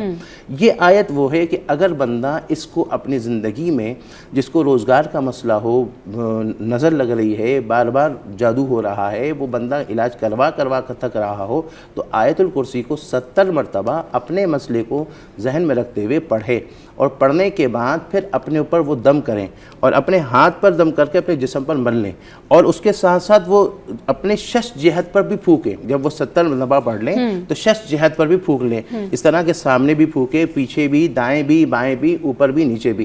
اس سے کیا ہوگا کہ جو کچھ بھی اس کے اوپر جادو کے اثر, روزگار کی بندشیں ہیں, روزگار کی پرابلمس ہیں, یا اوور آل جو بھی پرابلمس ہیں, وہ سب اثرات بھی ہٹتے جائیں گے, اور اس کے ساتھ ساتھ اس کا حصار بھی ہوتا جائے گا, اور اس کے ساتھ ساتھ شش جہت سے وہ محفوظ بھی ہوتا چلے جائے گا. صحیح. اور وہ مطلب اچھا روزانہ 70 دفعہ پڑھنی ہے, روزانہ اپنی روٹین میں اس کو جو ہے 70 مرتبہ اس کو رکھا کریں, 70 دفعہ روزانہ آپ پڑھ لیں. اچھا, اس کے علاوہ جو ہے وہ دعائیں مانگنے کا کیا طریقہ ہونا چاہیے, اللہ سے کس طرح سے مانگیں, اور کیا طریقہ ہونا چاہیے, کتنی دفعہ استغفار کرنا چاہیے, اور کن چیزوں سے گھر میں برکتیں آتی ہیں؟ دیکھیں سب سے بڑی بات یہ ہے کہ جہاں سورہ بقرہ ہی کی آیت آخری والی آیت میں آیا ہے کہ اللہ سے ہم یہ عرض کر رہے ہیں کہ ربنا لا تؤاخذنا ان نسینا او اخطأنا، کہ اللہ ہمارا مواخذہ نہ کرنا جو ہم سے بھول کر غلطی ہوئی ہو یا ہم سے جان بوجھ کر ہوئی، ہم سے غلطی نہ ہو۔ اچھا یہاں اس میں جو ہے ربنا کا تذکرہ، ربنا ولا تحملنا ما لا طاقت لنا پہ، یہاں پر بھی ربنا کا تذکرہ آیا۔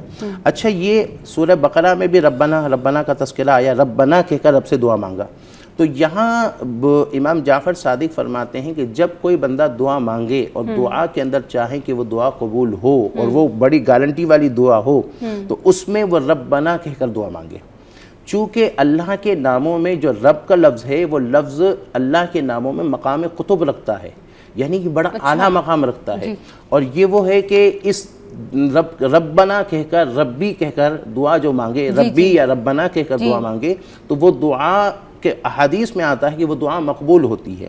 پھر اس کے بارے میں امام جعفر صادق کہتے ہیں کہ اس آیت کو اگر ربنا کہہ کر دعا مانگے تو 5 مرتبہ ربنا کہہ کر دعا مانگے۔